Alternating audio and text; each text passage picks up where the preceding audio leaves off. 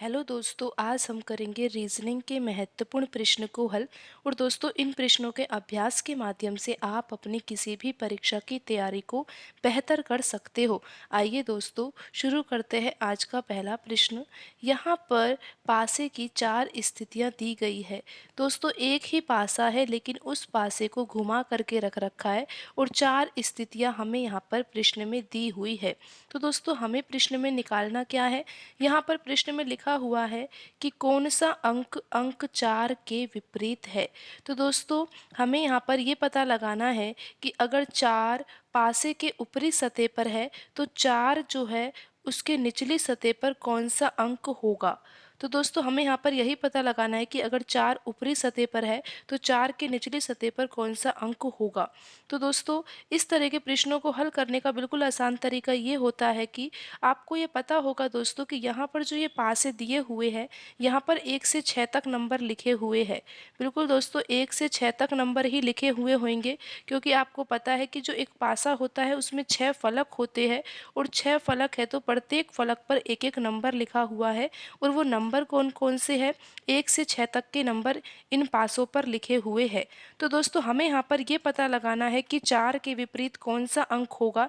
तो दोस्तों, सबसे आसान तरीका ये है कि आप यहाँ पर ये देख लीजिए कि 4 के साथ कौन कौन से अंक लिखे हुए हैं, क्योंकि दोस्तों जो अंक यहाँ पर 4 के साथ लिखे होंगे वह अंक 4 के विपरीत सतह पर बिल्कुल भी नहीं हो सकते हैं।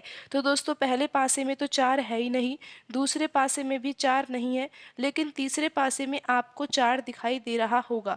और 4 के साथ यहाँ पर कौन कौन से अंक दिखाई दे रहे हैं, 5 दिखाई दे रहा है और 6 दिखाई दे रहा है।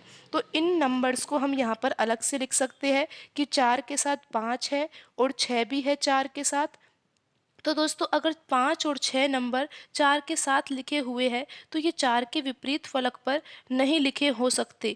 दोस्तों, यहाँ पर जो चौथी स्थिति है पासे की, उसमें 4 के साथ हमें यहाँ पर 2 अंक दिखाई दे रहे हैं। और वो अंक कौन कौन से हैं, एक नंबर यहाँ पर 2 है और यहाँ पर एक नंबर यहाँ पर 3 लिखा हुआ है। तो दोस्तों, अब आप यहाँ पर देख ही सकते हो कि 4 के साथ कौन कौन से नंबर आ रहे हैं। 4 के साथ 5 आ रहा है, 6 आ रहा है, 2 आ रहा है और 3 आ रहा है। और दोस्तों, यहाँ पर आप देख सकते हो कि 1 से 6 तक के नंबर में कौन सा नंबर ऐसा है जो 4 के साथ नहीं आ रहा है, क्योंकि दोस्तों 4 को तो हमें यहाँ पर देखना ही नहीं है। उसके बाद दोस्तों, यहाँ पर 5 आ रहा है, 6 आ रहा है, 2 आ रहा है, 3 आ रहा है, लेकिन एक नंबर ऐसा है जो 4 के साथ नहीं आ रहा है। तो 4 के विपरीत सतह पर यही नंबर लिखा होगा।